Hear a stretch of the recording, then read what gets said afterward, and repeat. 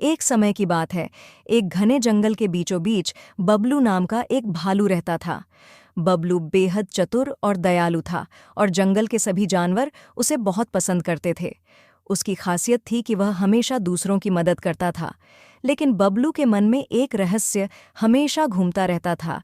जंगल के उस हिस्से में क्या है जहाँ कोई जानवर जाने की हिम्मत नहीं करता था, उस हिस्से को जानवर रहस्यमय जंगल कहते थे। वहां से आने वाली अजीब आवाजें और रहस्यमय कहानियों ने सबको डरा रखा था। एक दिन बबलू के पास एक अजीब सा पत्ता उड़ता हुआ आया। पत्ते पर लिखा था, अगर तुम बहादुर हो तो रहस्यमय जंगल का सच जानने आओ। बबलू ने पत्ता उठाया और सोचा, कौन ऐसा होगा जो हमें डराने की कोशिश कर रहा है? इसे तो पता लगाना ही होगा। उसने अपने दोस्तों से इस बारे में बात की।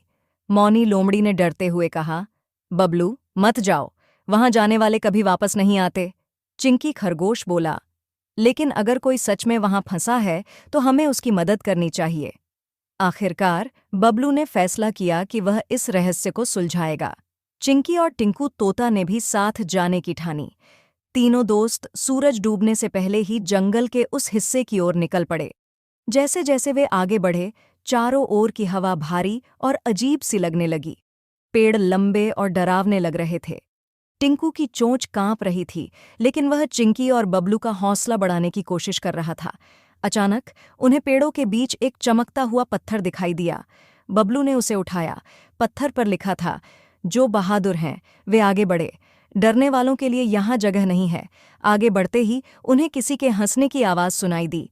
आवाज़ गहरी और डरावनी थी। कौन हो तुम? क्या चाहते हो? बबलू ने जोर से पूछा, लेकिन जवाब में सिर्फ हवा का शोर सुनाई दिया। जैसे ही वे एक बड़े पेड़ के पास पहुंचे, अचानक जमीन हिलने लगी। पेड़ के नीचे से एक गुप्त दरवाजा खुला। अब क्या करें? चिंकी ने डरते हुए पूछा। हम अंदर चलकर देखेंगे, शायद यही सच छिपा हो, बबलू ने जवाब दिया। दरवाजे के अंदर एक अंधेरी सुरंग थी। टिंकू ने अपनी चोंच में एक छोटी टहनी पकड़कर उसे जलाया, जिससे हल्की रोशनी हो गई।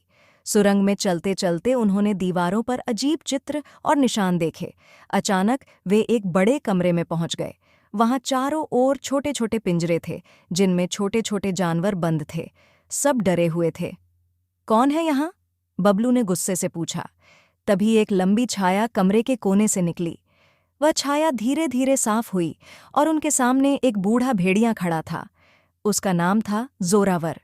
जोरावर ने गहरी आवाज में कहा, तुम यहाँ तक कैसे पहुंचे? कोई जानवर मेरी चालाकी से बच नहीं पाया। बबलू ने गुस्से में कहा, तुम ये सब क्यों कर रहे हो?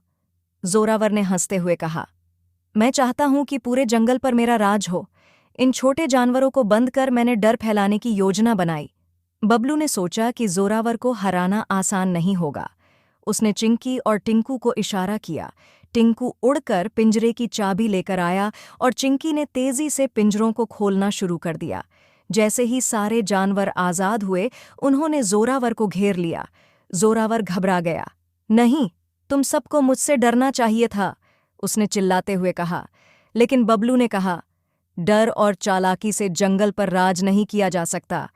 एकता और अच्छाई ही सच्ची ताकत है। आखिरकार जोरावर को जंगल से भगा दिया गया। बबलू, चिंकी, टिंकू और बाकी जानवर खुशी खुशी जंगल लौटे। इस घटना ने उन्हें सिखाया कि डर के सामने झुकने की बजाय एकता और बहादुरी से हर मुश्किल का सामना करना चाहिए। रहस्यमय जंगल अब रहस्य नहीं रहा और बबलू के इस साहसिक कारनामे को जंगल में हमेशा याद रखा